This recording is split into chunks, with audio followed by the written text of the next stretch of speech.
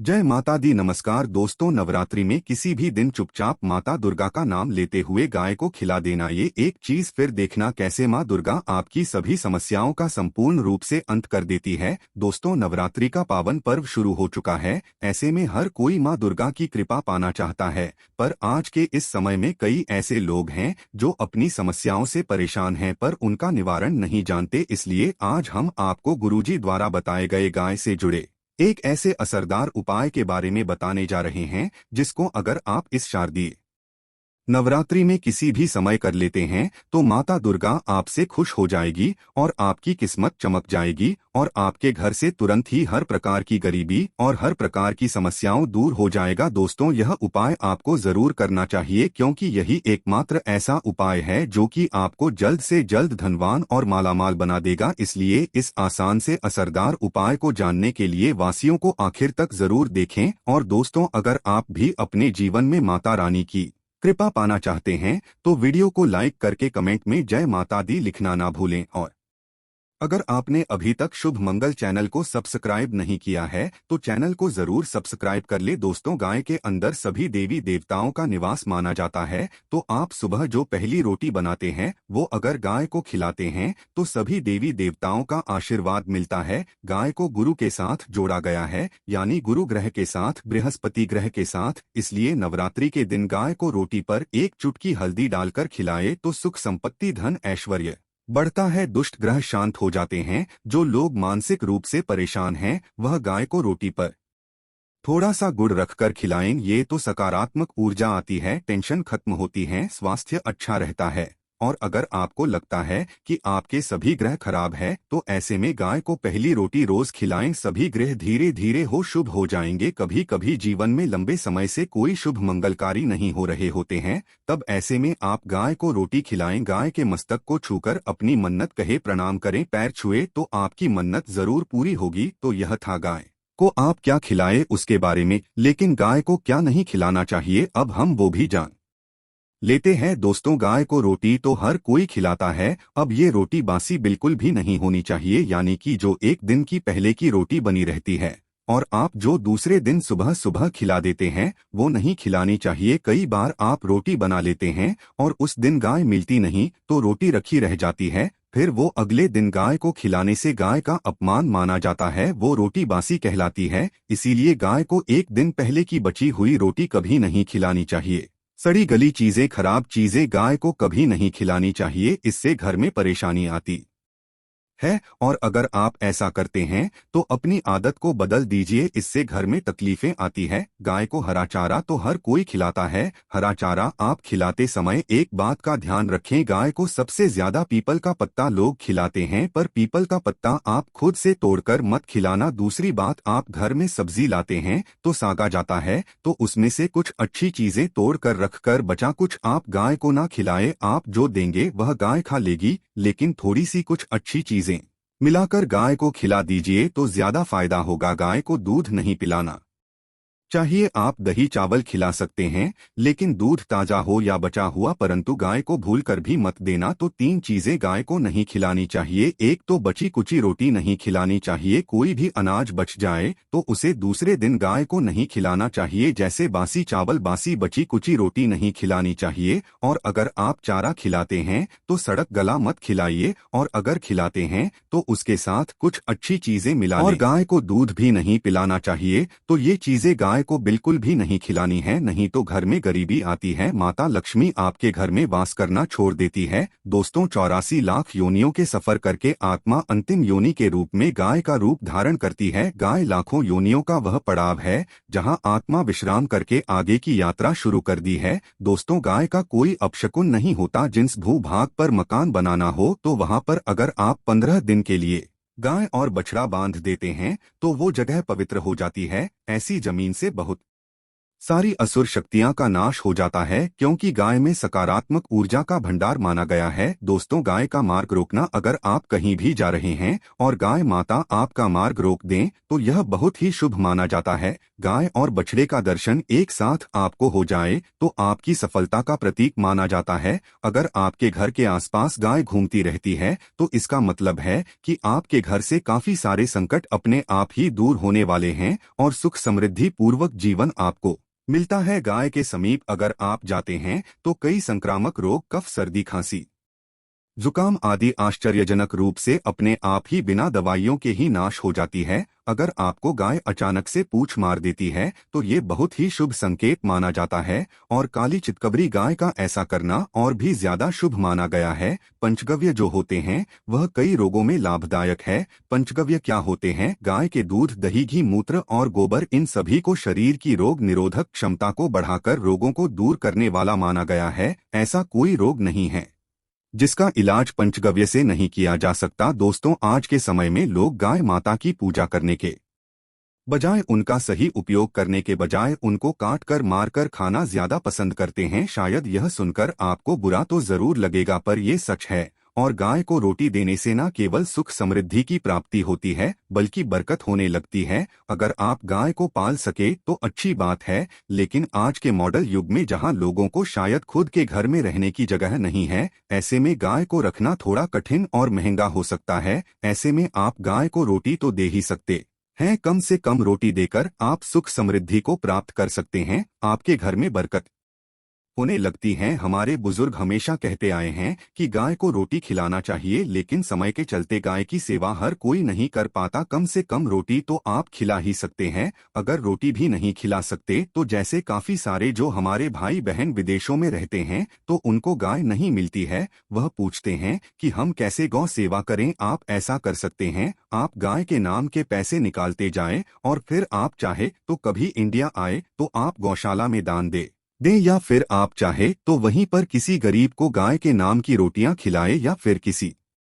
भी अनाथ आश्रम में चले जाएंगे, किसी वृद्धाश्रम में चले जाएं, किसी भी दूसरे सफेद पशु को आप भोजन कराएं। यह भी आपके लिए बहुत ही अच्छा होने वाला है। कम से कम रोटी जरूर खिलाएं। दोस्तों, हमारे देश में कई जगह देखा गया है और कई लोगों का प्रश्न आता है कि हम झूठी रोटी गाय को देते हैं, क्या ये सही है या गलत है? हम झूठा खाना, बचा हुआ खाना गाय को खिलाते हैं, यानी कि जो बच जाता है वो गाय के हवाले कर दिया जाता है। तो आपको बता दे दोस्तों, रामायण काल में गाय माता को एक श्राप मिला था, उसी वजह से आज उनके साथ ऐसा हो रहा है। उसी श्राप की वजह से गौमाता में देवी देवताओं का वास होने के बाद भी उनको झूठा खाना पड़ता है। यहाँ तक कि गाय पॉलीथीन भी खाती है, हालांकि यह किसी भी लिहाज से सही नहीं है। आपको बता दें, वाल्मीकि रामायण में सीता द्वारा पिंडदान देकर दशरथ की आत्मा को मोक्ष मिलने का संदर्भ आता है। जो लोग जानते होंगे वो जानते हैं कि वनवास के दौरान भगवान राम, लक्ष्मण और सीता माँ पितृपक्ष के दौरान श्राद्ध करने के लिए गया धाम पहुँचे। वहाँ श्राद्ध कर्म करने के लिए जरूरी सामग्री जुटाने राम और लक्ष्मण तो चले गए और सामान लेकर नहीं आए। इधर दोपहर हो गई, पिंडदान का समय निकलता जा रहा था। सीता माँ घबराने लगी, तभी दशरथ की आत्मा ने पिंडदान की मांग कर दी। अब गया जी के आगे फाल्गुनी नदी पर अकेली सीता जी मुश्किल में पड़ गई। उन्होंने फाल्गुनी के साथ वटवृक्ष, केतकी के फूल और गाय को साक्षी मानकर बालू का पिंड बनाया और स्वर्गीय राजा दशरथ अपने ससुर के नियमित पिंडदान कर दिया। थोड़ी देर में जब भगवान राम और लक्ष्मण लौटे तो उन्होंने कहा कि समय निकल जाने के कारण मैंने पिंडदान कर दिया, बिना सामग्री के पिंडदान कैसे हो सकता है? इसीलिए राम जी ने सीता माँ से इसका प्रमाण मांगा। तब सीता माँ ने कहा कि जो फाल्गुन नदी के रेत है, केतकी के फूल हैं, गाय और वटवृक्ष है, जो मेरे द्वारा किए गए श्राद्ध कर्म की गवाही दे सकते हैं। इतने में फाल्गुनी नदी, गाय और केतकी के फूल तीनों इस बात को मुकर गए और उन्होंने कहा सीता माँ झूठ बोल रही है, सिर्फ वटवृक्ष ने सही बात कही। तब सीता जी ने दशरथ का ध्यान करते हुए उनसे ही गवाही देने की प्रार्थना करी। दशरथ जी ने सीता माँ की प्रार्थना को स्वीकार करके घोषणा की थी, एंड वक्त पर सीता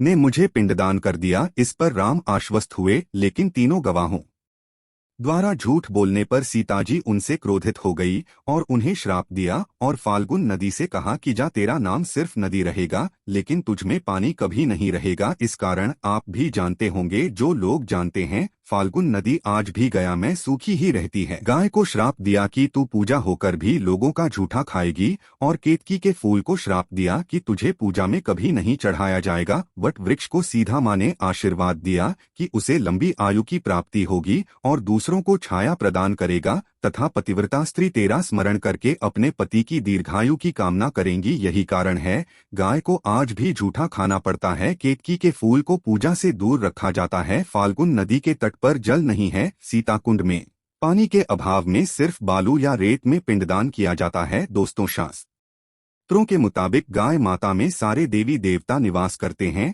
33 कोटि देवी देवता और पितरों का निवास होता है। अगर आप किसी भी मंदिर में नहीं जा सकती, पूजा पाठ नहीं करते, कहीं जाकर के ग्रह दोषों का उपाय नहीं कर सकते, तो आपको गाय को एक रोटी जरूर खिलानी चाहिए। हमेशा कहते हैं कि पहली रोटी गाय को अगर आप भी खिलाते हैं तो आप दुनिया के सारे सुखों को प्राप्त कर सकते हैं। आपने अक्सर सुना होगा कि रसोई में पहली रोटी जो भी बने गाय को दे देनी चाहिए। हर रोज गाय को एक रोटी देने से आपके जीवन के सभी दुख दर्द दूर हो जाते हैं। खाना बनाते वक्त हमेशा पहली एक रोटी गाय की निकाल दें, इसके बाद ही परिवार के सभी सदस्यों के लिए आपको रोटियां सेंकने चाहिए। कोशिश करनी चाहिए कि गाय की उस रोटी में थोड़ा सा हल्दी मिला दें, इससे गाय को रोटी खिलाने का अपार फल प्राप्त होता है। अगर गुरुवार का दिन हो तो एक लोई ले ले, सने हुए आटे की लोई बना लें और उसमें हल्दी मिलाकर गाय को खिला दें। आपके जीवन में शुभता आती, वैभव आता है, धन संपत्ति तथा शक्ति का वास होता है।